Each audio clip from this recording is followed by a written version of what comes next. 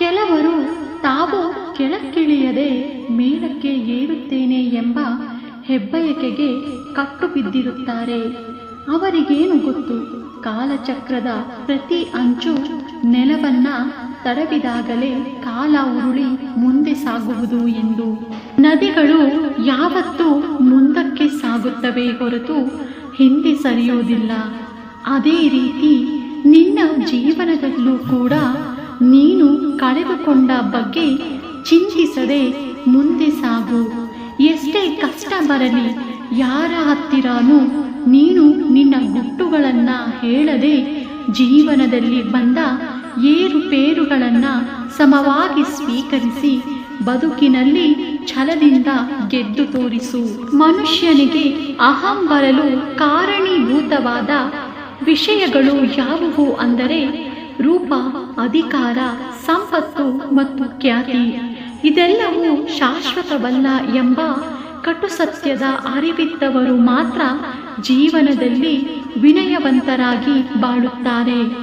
ದ್ವೇಷವನ್ನ ಬಿಟ್ಟು ಬಿಡಿ, ದುರಾಸೆಯನ್ನ ಸಾಧಿಸಲೇಬೇಡಿ. ಇತರರ ಏಳಿಗೆಯನ್ನ ಕಂಡು ಅಸೂಹೆಯಂತೂ ಪಡಲೇಬೇಡಿ. ಇವುಗಳಿಂದ ನಿಮಗೆ ಯಾವತ್ತೂ ನೋವೇ ಹೊರತು ಸಂತೋಷ ಯಾವತ್ತೂ ಸಿಗುವುದಿಲ್ಲ.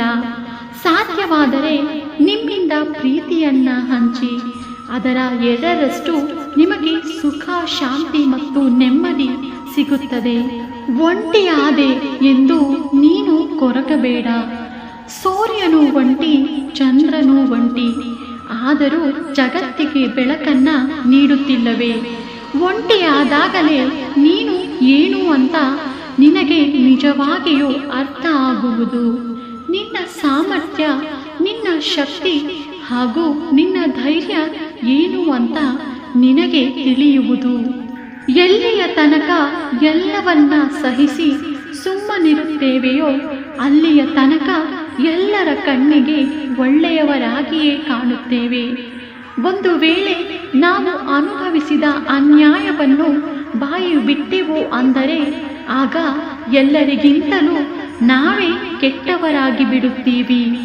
ನಮಗೆ ಜಗತ್ತು ಅನಿವಾರ್ಯವೇ ಹೊರತು ಜಗತ್ತಿಗೆ ನಾವು ಅನಿವಾರ್ಯ ಅಲ್ಲ ಎಂದು ಅರಿತ ಕ್ಷಣ ಮನುಷ್ಯನ ಅಹಂಕಾರ ಕಡಿಮೆಯಾಗುತ್ತದೆ.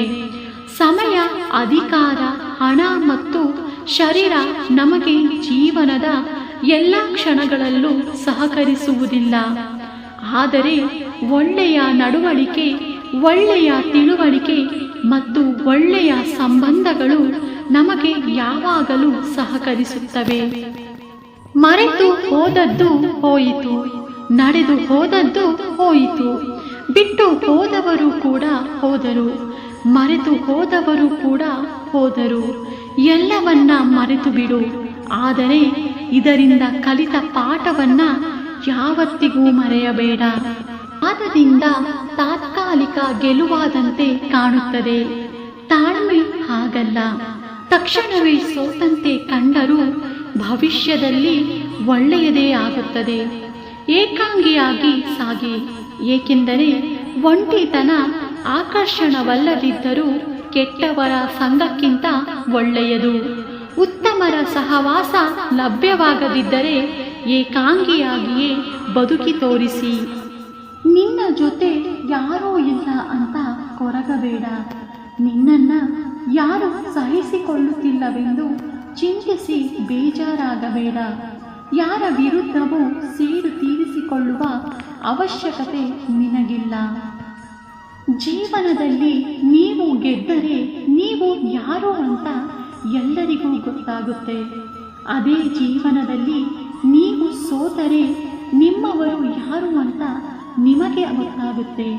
ನಿಮ್ಮ ಮನಸ್ಸಿನಲ್ಲಿ ಇರುವ ಅಹಂಕಾರ ಕಣ್ಣಿನಲ್ಲಿ ಬಿದ್ದ ಧೂಳಿನಂತೆ. ಅದನ್ನು ಸ್ವಚ್ಛಗೊಳಿಸದಿದ್ದರೆ ನೀವು ನೋಡುವ ಪ್ರತಿಯೊಂದು ವಸ್ತುವು ಕೂಡ ಅಶುದ್ಧವಾಗಿಯೇ ಕಾಣುತ್ತದೆ. ಜೀವನದಲ್ಲಿ ಪ್ರೀತಿಸುವವರು ಸಿಗುತ್ತಾರೆ, ಕಾಳಜಿ ಮಾಡುವವರು ಸಿಗುತ್ತಾರೆ, ಆದರೆ ಅರ್ಥ ಮಾಡಿಕೊಳ್ಳುವವರು ಸಿಗುವುದು ತುಂಬಾ ಕಷ್ಟ. ಏಕೆಂದರೆ ಪ್ರೀತಿ ಮಾಡುವುದೇ ಬೇರೆ, ಕಾಳಜಿ ವಹಿಸುವುದೇ ಬೇರೆ. ಆದರೆ ಅರ್ಥ ಮಾಡಿಕೊಳ್ಳುವ ಮಾಡಿಕೊಳ್ಳುವುದು ಇನ್ನೂ ಬೇರೆ. ಇಲ್ಲಿ ಸತ್ಯವಿದೆ, ಅಲ್ಲಿ ಹಠ ಇದ್ದೇ ಇರುತ್ತದೆ. ಎಲ್ಲಿ ಪ್ರಾಮಾಣಿಕತೆ ಇರುತ್ತದೋ ಅಲ್ಲಿ ಒಳ್ಳೆಯ ನಡವಳಿಕೆ ಇದ್ದೇ ಇರುತ್ತದೆ. ಎಲ್ಲಿ ಹೆಚ್ಚು ಪ್ರೀತಿ ಇರುತ್ತದೋ ಅಲ್ಲಿ ಹೆಚ್ಚು ಕೋಪವೂ ಕೂಡ ಇದ್ದೇ ಇರುತ್ತದೆ. ಜೀವನದಲ್ಲಿ ಯಾರು ಚಿಂತೆಯಲ್ಲಿ ಮುಳುಗಿ ಹೋಗುತ್ತಾರೋ ಅವರು ಸಾವಿನಲ್ಲಿ ಅಂತ್ಯವಾಗುತ್ತಾರೆ.